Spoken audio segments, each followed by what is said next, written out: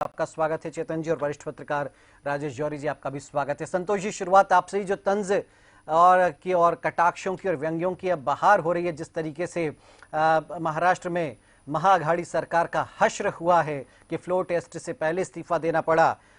सुना आपने नरोत्तम जी को कह रहे हैं कि जिसके साथ कांग्रेस गई बंटा ढार हुआ, चाहे यूपी में अखिलेश यादव का, बिहार में तेजस्वी का और अब महाराष्ट्र में उद्धव ठाकरे का। क्या कहेंगे इस पर? दीपेश जी, ये भारतीय जनता पार्टी का अहंकार है जो इनके सिर चढ़कर बोल रहा है। और मैं ये साफ कर दूं कि ये कोई तंज नहीं है, ये भारतीय जनता पार्टी की निर्लज्जता है कि किस प्रकार से वो चुनी हुई सरकारों को चुन चुनकर गिरा रहे हैं विभिन्न प्रदेशों में अपने धन बल के द्वारा, अपनी एजेंसियों के द्वारा, वो एजेंसियां जो इनकी कठपुतली बन चुकी हैं, और अपने विभिन्न एजेंटों के द्वारा।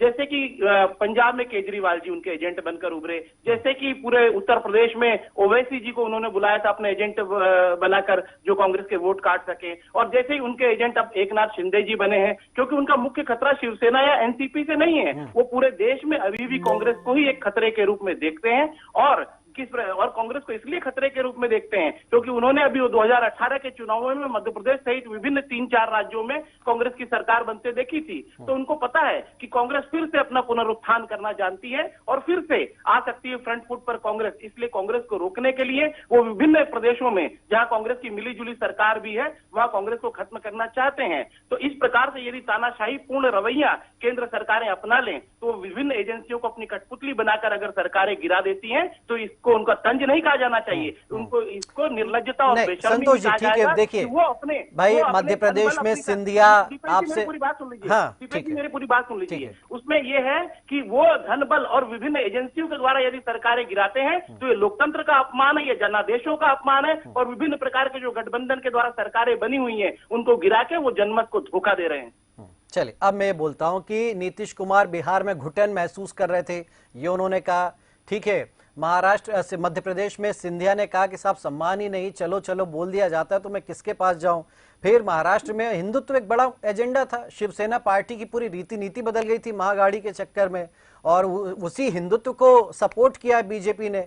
एकनाथ शिंदे को नहीं बना रहे वो अपना सीएम, उन्होंने कहा कि हम तो केवल हिंदुत्व के मुद्दे पर उनके साथ जा रहे। जी देखिए दीपेश जी, शिवसेना का मुद्दा हिंदुत्व का रहा है, प्रारंभ से ही रहा है, और अभी भी वो हिंदुत्व के मुद्दे पर है। लेकिन इसका यह मतलब नहीं है कि हिंदुत्व का मुद्दा सांप्रदायिक एजेंडे में बदल जाए। तो भारतीय जनता पार्टी जिस तरीके से सांप्रदायिकता की बातें करती है, और नरोत्तम मिश्रा जी भी जिस प्रकार से हनुमान चालीसा का जिक्र करके ध्रुवीकरण की बात कर रहे हैं, यह जो एजेंडा है यह हिंदुस्तान तो नहीं पढ़ने दिया गया ना चालीसा, इस देश में हनुमान चालीसा ही नहीं पढ़ने दिया, तो यही तो कह रहे हैं कि चालीसा नहीं पढ़ने दिया। 40 दिन में सरकार गिर गई, 40 विधायक चले गए। दीपेश जी, उस समय उद्धव जी ने कहा था कि हनुमान चालीसा पढ़ने का विरोध नहीं है, लेकिन जिस तरह से धमकी भरे अंदाज में नवनीत राणा वहां सीएम के घर जाकर हनुमान चालीसा पढ़ना चाहती थी, उसके तरीके पर उन्होंने विरोध जताया था। तो केवल इसलिए कि हमें हनुमान चालीसा पढ़ना है, हम किसी के प्रति बिल्कुल विरोध के स्वर में जाके अगर मस्जिदों में इस प्रकार से हनुमान चालीसा पढ़ने लग जाए, या किसी के घरों में जाके हनुमान चालीसा पढ़ने जा रही थी साहब, किसको स्वीकार होगा? आप बताइए दीपेश जी, अगर मुख्यमंत्री निवास में कोई जबरदस्ती जाके हनुमान चालीसा पढ़ना चाहता है तो मेरे ख्याल में तो ये उचित नहीं था। हनुमान चालीसा पढ़ने का कौन विरोध करता है? हम खुद अपने घरों में हनुमान चालीसा पढ़ते हैं। और कई कांग्रेसी, अगर दिग्विजय सिंह जी की बात करें या कमलनाथ जी की बात करें, तो बजरंग बली की सबसे बड़ी प्रतिमा उन्होंने स्थापित की है, मूर्ति उन्होंने स्थापित की है। तो हिंदुत्व के नाम पर जनता को बरगलाने की बजाय इनके विकास के एजेंडे पीछे रह गए। ये देश में रोजगार नहीं दे पाए हैं, इन्होंने देश को सैकड़ों साल पीछे धकेल दिया है। आपने देखा कि काला धन लाने की बात करते थे, आज तक काले धन का 1 रुपया नहीं आया है। तो मैं ये कहना चाहता हूं साफ तौर पे कि अपने एजेंडों में पूरी तरह से छड़ने के बाद चेतन जी, एजेंट बिठा रहे हैं आप राज्य दर राज्य। अरे गठबंधन तोड़ते आ रहे थे, अब तक सरकारें गिराते आ रहे थे। चेतन जी, अब पार्टी की पार्टियां ही आप ध्वस्त करने लगे। वो कह रहे हैं एजेंट बिठा दिया आपने एकनाथ के रूप में, और ये जो आप तंज कस रहे हैं गलत है। इस पर तो आपको सोचना चाहिए कि ये पाप आप लोग कर रहे हैं। चेतन जी, क्या कहेंगे? दीपेश जी, ये भारत वो पावन भूमि है जो राम और कृष्ण के नहीं हुए, वो किसी के नहीं। अभी तक महाअघाड़ी पार्टी चल रही थी, वो कांग्रेस का हाथ जिसके यहाँ लग गया तो उसको तो आज निकल जाना ही है, तय है उसका जाना, कोई नहीं बचा सकता। क्योंकि जिन लोगों ने इतने गुनाह किए हों, भगवान उनका साथ कभी नहीं देंगे, उनको आशीर्वाद भी कभी नहीं देंगे। अभी जिन लोगों ने कह रहे थे मेरे मित्र संतोष जी कि वो जिस तरीके से हनुमान चालीसा की बात कर रहे थे, इसलिए अरे भाई बात कर लेते ना, हम लोग भी तो कहीं अगर कोई विरोधाभास होता है तो दीपेश जी आप भी देखते हो, सरकार का नुमाइंदा बात करता हो तो चीफ मिनिस्टर, और जिन्होंने भगवान शंकर भोले का नाम का उपयोग करके महाराष्ट्र में इतनी बड़ी ताकत तो सारे देश और सारे विश्व में आपका नाम गया, आप अगर उसका विरोध करोगे तो फिर तो नहीं बचोगे ना आप। आपने अगर आपकी दृष्टि बहुत अच्छी थी तो बताइए ना, औरंगाबाद का नाम कल क्यों बदला आपने?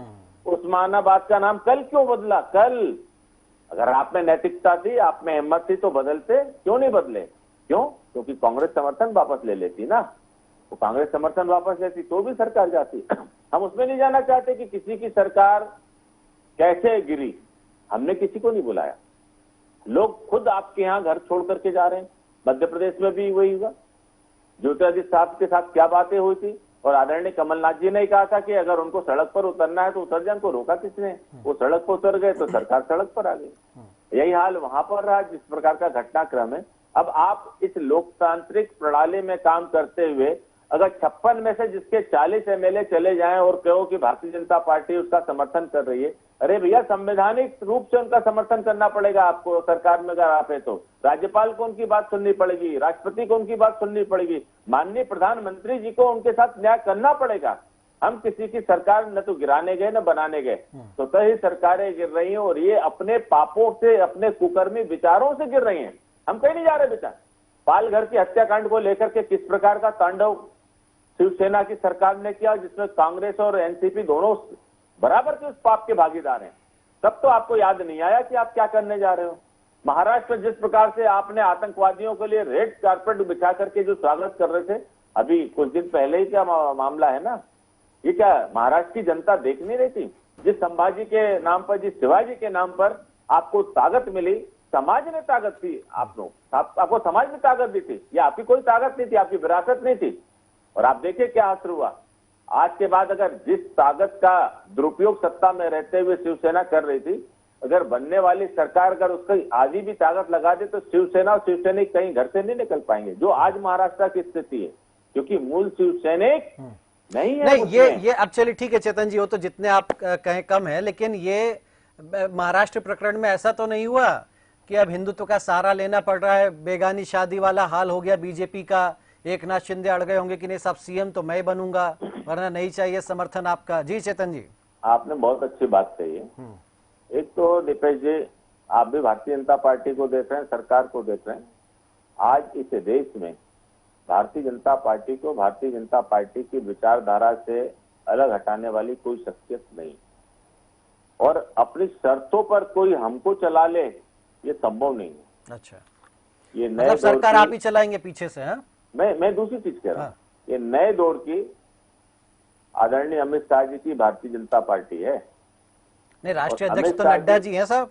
नहीं, मैं पूर्व में बस, अच्छा, माननीय नड्डा जी आज आए हैं, लेकिन इसके पहले जिस मूल मंत्र को लेकर के माननीय अमित शाह जी ने राष्ट्रीय अध्यक्ष रहते हुए जो सारे देश में भारतीय जनता पार्टी के बीच का प्रत्यारोपण किया, उसको बढ़ाने का काम किया है, आज उस धुरी पर माननीय नड्डा जी चल रहे हैं, चलना पड़ेगा। हम लोग भी चल रहे हैं, चलना पड़ेगा। क्यों? क्योंकि वही एक दूरी थी जिससे इस देश की एकता और अखंडता को हम बचा सकते हैं। और आपका धर्म के बिना हम नहीं चल सकते। तो मैं तो पहले भी कहता हूं, भारतीय जनता पार्टी के सारे वरिष्ठ नेता कह चुके हैं कि हमारी धड़कनों में राम है, हमारे हर सांसों में राम है। अगर हमारी सांसें ही नहीं बचेंगी तो हम राजनीति क्या करेंगे? जब हमारी सांसों और धड़कनों में प्रभु राम है, धर्म है, अध्यात्म है, संस्कृति है, भारतत्व है, वंदे मातरम है, तो हम उससे जुदा कैसे हो सकते हैं? ये बार बार प्रश्न चल करके आता क्यों? कभी आप कहते हो आप राम की बात करते हो, कभी कहते हो आप सांप्रदायिक हो, कभी कहते हो आप आरएसएस के लोग हो। अरे तो ठीक है ना, महाराष्ट्र में इस एजेंडे को आगे बढ़ाना था तो सरकार में आप लोग बैठते, देवेंद्र फडणवीस सीएम बनते। देखिए, ये सारा निर्णय हाईकमान करता है। हाईकमान ने सारी बातों को लेकर के किस प्रकार से सारे निर्णय किए हैं, इसका जवाब मध्य प्रदेश में बैठ करके मुझे लगता है। ठीक है, चलिए मैं राजेश जी का कमेंट लूंगा। राजेश जी, तो बीजेपी और ये इसीलिए तो मुरीद हो जाते हैं उनके जो समर्थक होते कि देखिए साहब ऐसा सरप्राइज, सारे सूत्र धरे के धरे रह गए, सारे राजनीतिक पंडित माथा खुजाते रह गए कि ये हम लोग भी कह रहे थे साहब 7 बजे फडणवीस जी शपथ लेंगे, डिप्टी सीएम एक नाथ, ये सब आकलन लगा रहे थे, लेकिन ये होता है सरप्राइज और ये होती बीजेपी। तो कैसे देखते हैं, मास्टर स्ट्रोक है या मजबूरी है राजेश जी? दीपेश जी, ये मास्टर स्ट्रोक है या मजबूरी है, उससे पहले जो सबसे इम्पोर्टेंट बात है, एज ए जर्नलिस्ट, एक पत्रकार के तौर पर जो हमें सबसे ज्यादा अखरता है वो है अर्नब गोस्वामी के साथ में जिस तरह से महाराष्ट्र सरकार ने डील किया। हमें दुख होता है जो लोग कह रहे हैं ना कि लोकतंत्र का चौथा स्तंभ, लोकतंत्र, संविधान की बात करते हैं, और अर्नब गोस्वामी के साथ जो क्या उसने बोला था, उसने सिर्फ एक नाम, ओरिजिनल नाम ही लिया था किसी व्यक्ति का, उसके कारण से उनके ऊपर जो कुछ हुआ उनके साथ में, तो वो अगर हमको और आपको अखरना चाहिए, हमको और आपको उसका दुख होना चाहिए और उसका ये लगना चाहिए कि हाँ वाकई गलत हुआ है। आप भी इस बात को सहमत होंगे। दूसरी बात ये है दीपेश जी कि आज हम बाला साहब ठाकरे जी के, किस्मत की बात है सोशल मीडिया बहुत पावरफुल है, और हम, आप, संतोष जी, चेतन सिंह जी, सारे लोग देखते होंगे बाला साहब के जो, देखिए शिवसेना मतलब बाला साहब ठाकरे और कोई नहीं, मतलब उद्धव और राज ठाकरे और कोई भी नहीं, ना है एकनाथ शिंदे। तो बाला साहब ठाकरे के वीडियो देखते होंगे, उस वीडियो में वो क्या क्या बोलते थे उनके, आज आप कुछ भी बोल लो कि हिंदुत्व क्या होता है या हिंदुत्व का जो की डेफिनेशन अपने तरीके से अपन कुछ भी दें, लेकिन जो बाला साहब ठाकरे की डेफिनेशन थी उसको ही मानना पड़ेगा if we are studying Shiv Sena, अगर हम शिवसेना के बारे में बात कर रहे हैं तो। उनके वीडियो में उन्होंने जो बोला था कि अपन वो बात बोलना नहीं चाहेंगे कि मैं अगर किसी कारण से हमको उस पार्टी के साथ में गठबंधन करना पड़ा, तो उसके बारे में जो उन्होंने शब्द थे वो सबने सुने होंगे, हमने, आपने। अब तीसरी बात ये है कि क्वेश्चन, जो सबसे बड़ा सवाल है कि असल में शिवसेना कौन सी है, उद्धव ठाकरे की कि एकनाथ शिंदे की?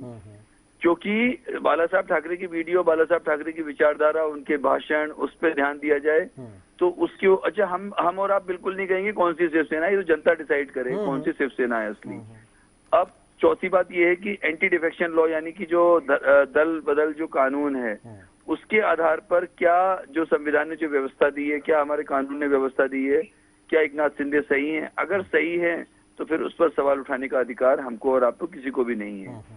इसके बाद जो सबसे इम्पोर्टेंट बात यह है कि जिस तरह से पालघर की घटना को डील किया, जिस तरह से ऐसे बहुत सारे मुद्दों पे उद्धव ठाकरे चुप रहे जिस पर बोलना चाहिए था, बीच में आपने देखा होगा राज ठाकरे ने उसका फायदा उठाना चाहा था उन मुद्दों पर बोलकर, लेकिन शायद वो सफल नहीं हो पाया, उस बीच में ये घटना हो गई। नहीं तो अगर कुछ समय और सरकार चलती तो हो सकता था राज ठाकरे वो जगह ले लेते जो बाला साहब ठाकरे का उत्तराधिकार होता। और आखिरी बात ये है कि पहली बार ऐसा हुआ है अपने देश में कि किसी सरकार ने, भली कारण कुछ भी रहा हो, एकनाथ शिंदे के अंदर क्या कारण रहा, पर उन्होंने क्या बोला कि हम हिंदुत्व के कारण से इस सरकार को गिरा रहे हैं। ये पहली बार इस देश में हुआ है।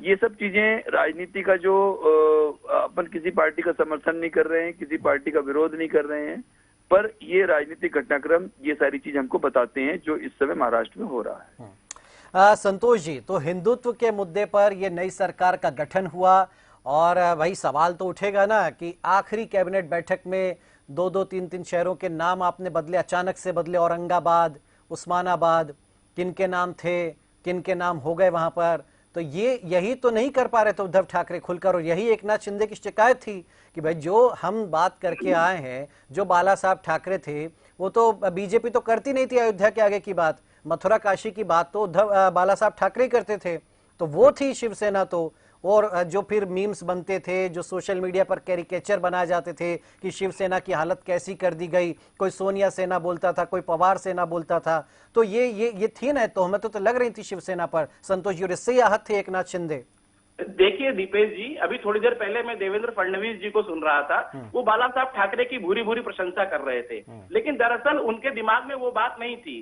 भारतीय जनता पार्टी और देवेंद्र फडणवीस सहित सभी लोग शिवसेना प्रमुख बाला साहब ठाकरे की बातों से बदला लेना चाहते थे। उन्होंने एक बार ये कहा था कि कमलाबाई वही करेगी, कमलाबाई मतलब कमल का फूल, मतलब भारतीय जनता पार्टी। उन्होंने कहा था कि कमलाबाई वही करेगी जो मैं करूंगा। तो बाला साहब की उस बात से भारतीय जनता पार्टी बहुत पहले से आहत थी और आज उन्होंने बदला ले लिया है शिवसेना प्रमुख, पूर्व शिवसेना प्रमुख बाला साहब ठाकरे से। तो मैं समझता हूँ कि भारतीय जनता पार्टी के मन में एक दबी हुई शिवसैनिक को ही सीएम बनाया, ये नहीं देख रहे हैं आप नहीं नहीं नहीं, अब वो संतोष जी? शिव सैनिक नहीं रहे, अब वो अच्छा, शिव अब सैनिक नहीं नहीं रहे। रहे, वो पार्टी हाँ। छोड़ चुके हैं दीपेश जी। नहीं, वो कहाँ शिवसेना की किसने कहा, विचारधारा कब से कहा अलग कि हो गए, पार्टी क्योंकि छोड़ अभी भी चुके हैं? वो शिवसेना कह रहे हैं हम प्रमुख- तो आज भी शिवसेना में नहीं, एकनाथ शिंदे। ऐसा बोलने से नहीं होता है, अभी हाँ। भी शिवसेना प्रमुख उद्धव ठाकरे जी हैं। नहीं तो क्या और उन्होंने दूसरी बात- पार्टी से निकाल दिया है क्या एकनाथ शिंदे को? कहाँ निकाला है पार्टी से? दूसरी नहीं, पार्टी से तो निकाले जा चुके हैं, पार्टी से तो निकलना ही है उनको। ना, जब उन्होंने निकलना मुख्यमंत्री अलग पद बात पर- होती है, निकाला जाना अलग बात होती है। मेरी बात सुनो, मुख्यमंत्री पद यदि स्वीकार कर लिया देवेंद्र फडणवीस से, तो अभी भी अगर ये प्रश्न उठेगा कि वो पार्टी से निकले हैं कि नहीं निकले, तो मैं समझता हूँ बहुत बड़ी नासमझी होगी।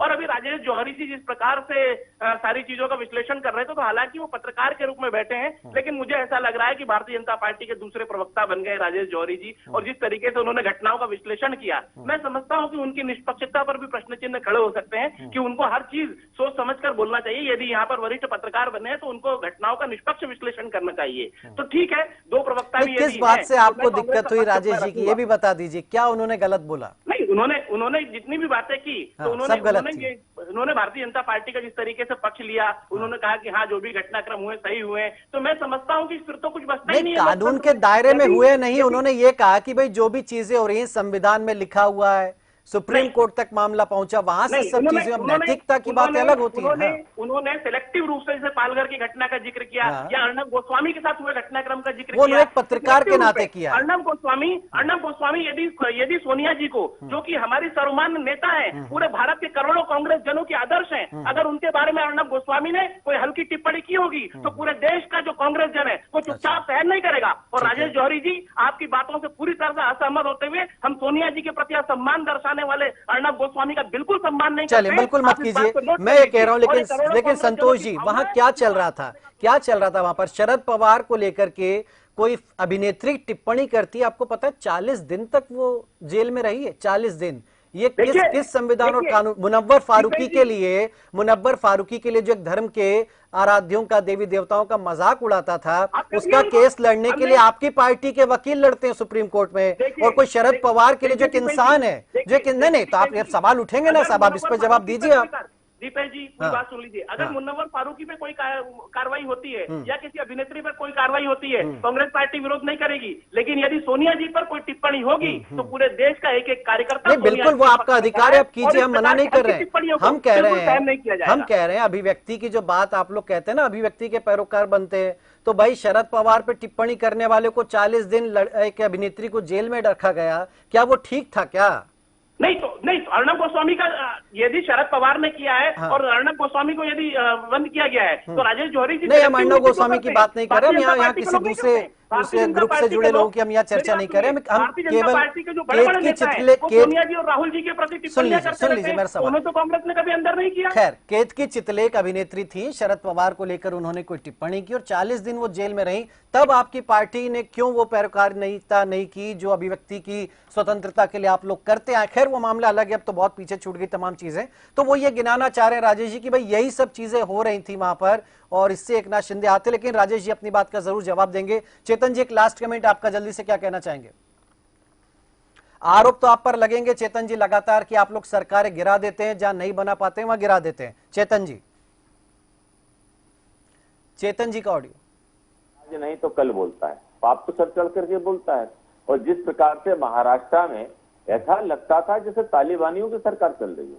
मैं कोई धर्म के आधार पर नहीं कह रहा हूं, लेकिन जिस प्रकार के घटनाक्रम वहां चल रहे थे, ये सारी बातें कि आखिर महाराष्ट्र जो भगवान गणेश जी के बारे में उनके ख्याति को लेकर के प्रसिद्ध है, आखिर उस महाराष्ट्र में ऐसा क्या हो गया है? ऐसी सरकार जैसी उद्धव ठाकरे ने चलाई, मैं समझता हूँ ऐसी सरकार तो पूर्ववर्ती कोई भी सरकार रही हो, किसी की भी रही हो, उसने इस प्रकार की सरकारें नहीं चलाई। रही बात अर्णब गोस्वामी और बाकी लोगों के साथ, तो मैं तो आपके माध्यम से कांग्रेस के नेताओं से पूछना चाहता हूं कि जब माननीय प्रधानमंत्री जी को लेकर के राहुल गांधी जी हर सभाओं में किस प्रकार के शब्दों का प्रयोग करते थे, आपको तब बड़ा मजा आता था। देश के माननीय प्रधानमंत्री पर इस प्रकार की ओछी हरकत करके टिप्पणी करना, अगर भारतीय जनता पार्टी भी चाहती तो कभी जेल के बाहर नहीं आते। हम इस बात की अभिव्यक्ति का समर्थन कभी नहीं करेंगे कि हमारे धर्म का मजाक बनाया जाए और हम हमारे वरिष्ठ वकीलों के माध्यम से उसको बचाव करने के लिए भेजें। जिस प्रकार का पाप उत्तर प्रदेश में मुख्तार अंसारी को लेकर के कांग्रेस ने जो पाप किया था ना पंजाब में, क्या असर हुआ? यही असर होगा कांग्रेस का। और अभी मेरे मित्र कह रहे हैं हमने अरविंद केजरीवाल को हम बढ़ा रहे हैं। अरे अरविंद केजरीवाल को तो पहला समर्थन देने वाली कांग्रेस, दूसरे चुनाव में कांग्रेस ने अपने प्रत्याशी बैकडोर से विड्रा कर लिए, सारे वोट ट्रांसफर कहां किए? भाजपा ने, या अरविंद केजरीवाल। अब अरविंद केजरीवाल में कांटे नजर आ रहे हैं। तो वो जो एक भगवान ने सृष्टि बनाई, सृष्टि में लिखा है कि जो दूसरे के लिए गड्ढा खोदता है ना, वो सबसे पहले उस गड्ढे में खुद जाना पड़ता है। तो कांग्रेस का आज मैं राजेश जी को 2 मिनट दूंगा, चूंकि उन पर आरोप लगाया संतोष जी ने, तो राजेश जी आप जवाब दे सकते हैं। देखिए, सबसे पहली बात, शुरुआत ये है कि अर्नब गोस्वामी ने सोनिया जी का असली नाम बोला है ना। एकमात्र बात है, उसने कहा एंटोनियो माइनो, है ना।